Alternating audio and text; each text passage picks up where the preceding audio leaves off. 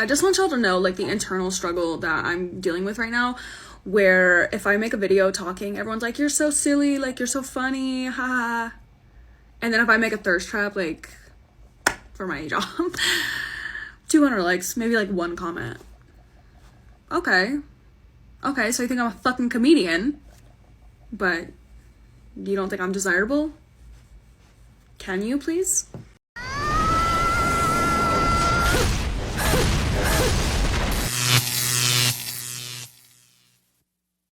Welcome to The Wall. Most women today are ending up single. We will see the video of a woman who was voted by Chad. We will also see different situations of the modern woman.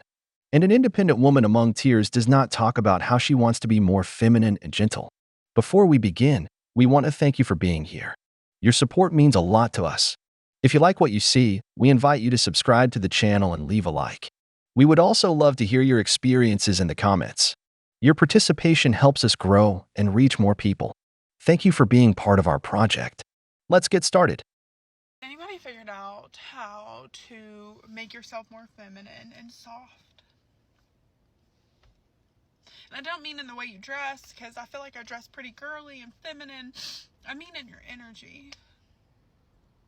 Because I think that's what's ruining a lot of my relationships and friendships, is that, like, I have such an independent, harsh kind of energy, and people like it. I'm not saying they don't, but I don't ever ask for anything in friendships or relationships, and I can do everything all by me, but deep down I want people to be there for me, and I want people to show up for me, but I never ask them to. But then I get upset because they don't, but again, I don't ever ask them to, and I give off this energy like I can do it all by myself. And I just don't know how to fix that. I just don't know how to fix that.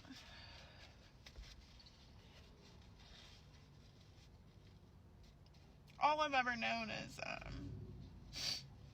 how to be strong and how to survive and how to be independent. But now that I'm grown and I have survived, I wish that I didn't have to be this anymore. And I don't know how to make myself more soft. And I don't know how to be in a friendship that's not where I'm low maintenance. But then I get sad because I want more than low maintenance.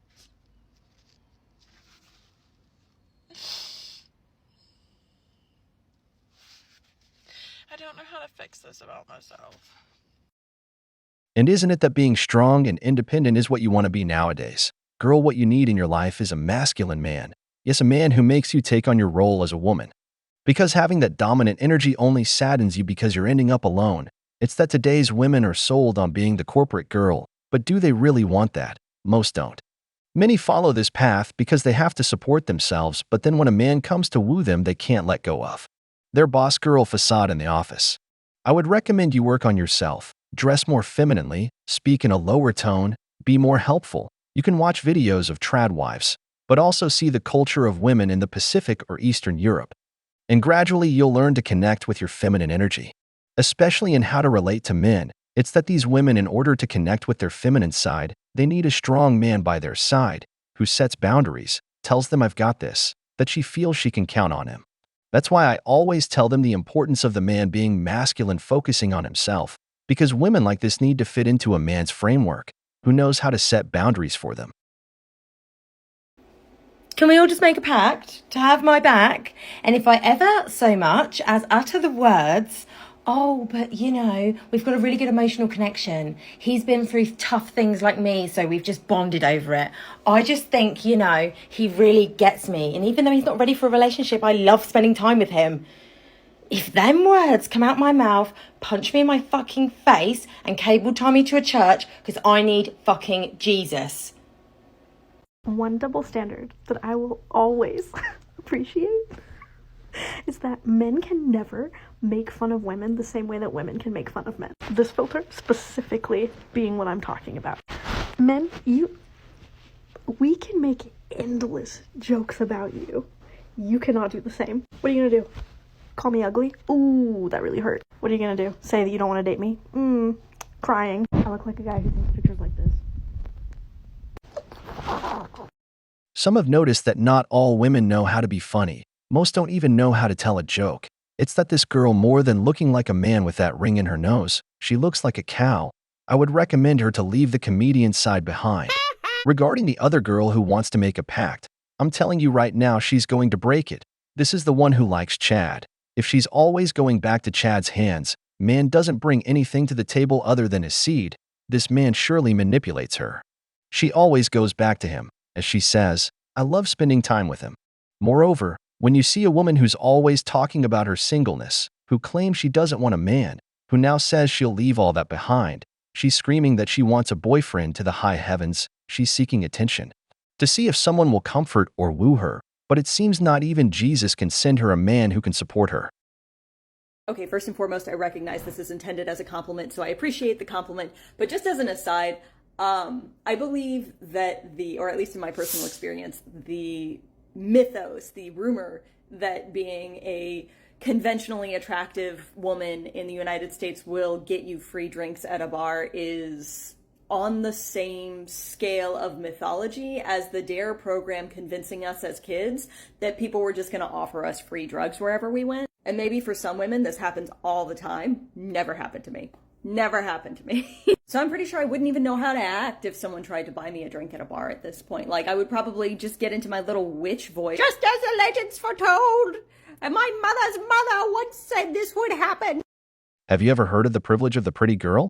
It really exists, and we see it more in bars and nightclubs, where women only go with their looks. They don't even have money for a single drink. They often leave drunk from there. That's why less attractive women hate beautiful women for the amount of attention they receive, because attention, especially from men, is addictive for women. But whose fault is this? It's the fault of the simps. These men start buying them free drinks, only to later see them leaving hand in hand with Chad, a man who, if she's interested, will have fun tonight. If this doesn't happen to this girl and others, it's because, thankfully, I want to think, men are waking up. They're not giving away their attention and resources. Remember, your attention is your superpower as a woman. Don't give it away to just anyone. Stop giving privileges just because she has a pretty face that has an expiration date. Only give your attention to the woman you feel deserves it. Being single is only shit if you think it's shit. Hear me out. Angel, you're not behind. I'm 29. I've just moved back in with my parents. I've just come out of a 2-year relationship to someone that I thought I was going to get married and have kids with. Circumstances meant that I had to move out of the apartment pretty quick, and I was in love with my apartment, and I was in love with where I was living. I was living like a street back from the beach. This was something that I'd manifested. This is something that I'd wanted for so long, and now I'm in suburbia, nowhere near a beach, nowhere near my friends. I'm driving like an hour and a half every day, every couple of days to go and see them and just like try and keep some normality in my life. Everything has just suddenly changed. My ex and I were supposed to travel Europe this year. We had plans to travel. We had plans. Our word for the year, you know, New Year's. We broke up shortly after New Year's.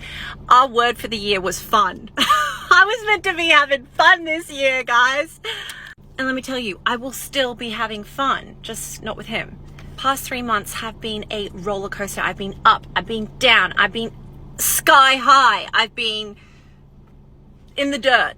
I have no idea what's next. I honestly thought I would be married with kids right now, and it hasn't happened that way. It hasn't worked out that way. But I do believe in divine timing, and I do believe that everything happens for a reason, and I do believe there isn't a right or wrong way to do this life. I've been blessed in other ways in my life, and I know that everyone's blessings come in different orders. I mean, some people meet their person in high school and they're with them for the rest of their life, and that's amazing. But some people, they don't meet their person until they're like 70. And I do believe that every person that comes into our life serves a purpose. It's not for nothing. We're meant to learn, we're meant to grow, we're meant to have those good times, even if it's far and few between.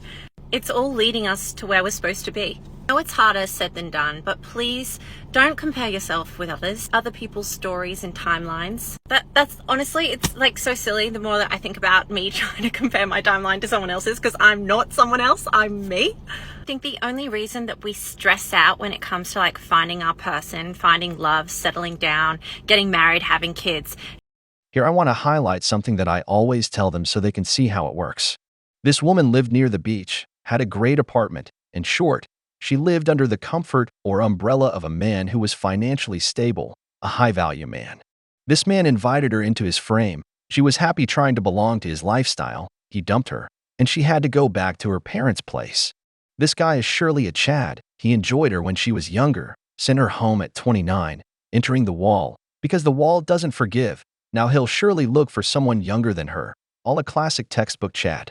Now look at how she recounts her beautiful past life that she thought she would marry into, her old apartment, her trip to Europe, her beach house, all financed by that man.